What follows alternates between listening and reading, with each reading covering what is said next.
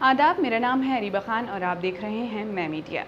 उत्तर प्रदेश में कांग्रेस के जाने माने नेता और राहुल गांधी के करीबी जितिन प्रसाद ने बुधवार 9 जून को बीजेपी का दामन थाम लिया।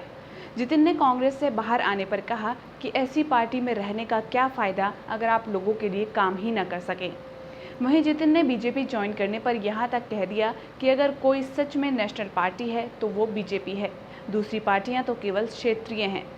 आपको बता दें, जितिन राजनीति में नए नहीं हैं। वो कांग्रेस की सरकार में केंद्रीय मंत्री भी रह चुके हैं, लेकिन पिछले काफ़ी समय से वो बस हार का सामना ही कर रहे थे। उनके पार्टी छोड़ने की सुगबुगाहट पिछले साल से ही जारी है और अब ये जून 2021 में आखिरकार सच हो गया। आपको ये भी बता दें कि जितिन के पिता ने भी कांग्रेस से नाखुश होकर बगावत की थी। आपको बता दें कि जितिन प्रसाद उन 23 नेताओं में शामिल हैं जिन्होंने पिछले साल अक्टूबर में सोनिया गांधी को पत्र लिखकर मांग की थी कि पार्टी में बदलाव करने की ज़रूरत है।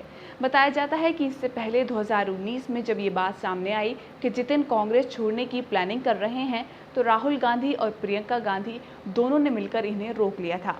जितिन कांग्रेस में युवा और ऊंचे कद के नेता हैं। इन्होंने 2004 में शाहजहांपुर लोकसभा सीट जीती और पहली बार सांसद बने।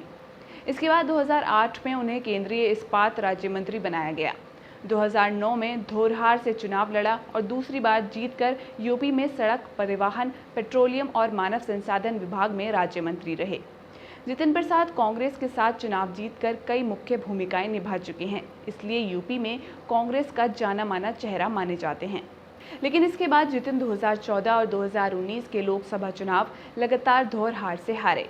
2017 में उत्तर प्रदेश विधानसभा चुनाव में भी हाथ आजमाया, लेकिन फिर से हार का सामना करना पड़ा।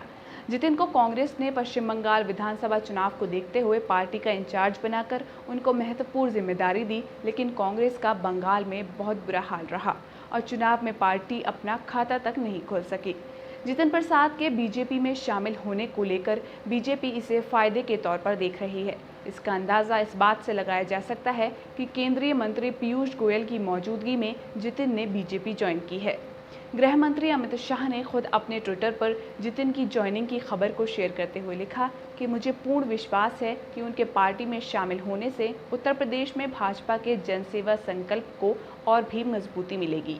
भारतीय जनता पार्टी के राष्ट्रीय अध्यक्ष जेपी नड्डा ने भी पार्टी में उनका स्वागत किया।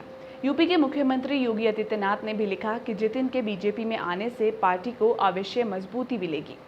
ध्यान देने वाली बात यह भी है कि अगले साल यूपी में 2022 के विधानसभा चुनाव हैं, तो कांग्रेस के लिए जहां ये बुरी खबर है, वहीं बीजेपी जितिन के अनुभव और ब्राह्मण समाज के उनके नाम का पूरा फायदा उठाने की कोशिश करेगी। जितिन प्रसाद का परिवार पारंपरिक तौर पर कांग्रेस परिवार रहा है। जितिन के दादा ज्योति प्रसाद कांग्रेस में कई अहम पदों पर रहे हैं। जितिन के पिता जितेंद्र प्रसाद ने 1970 में विधान परिषद में शामिल होकर अपनी राजनीति शुरू की। इसके बाद 1971 में लोकसभा चुनाव में वह शाहजहांपुर से चुने गए और कांग्रेस के उपाध्यक्ष भी रहे। आपको बता दें कि जितेंद्र राजीव गांधी के राजनीतिक सचिव भी रहे थे।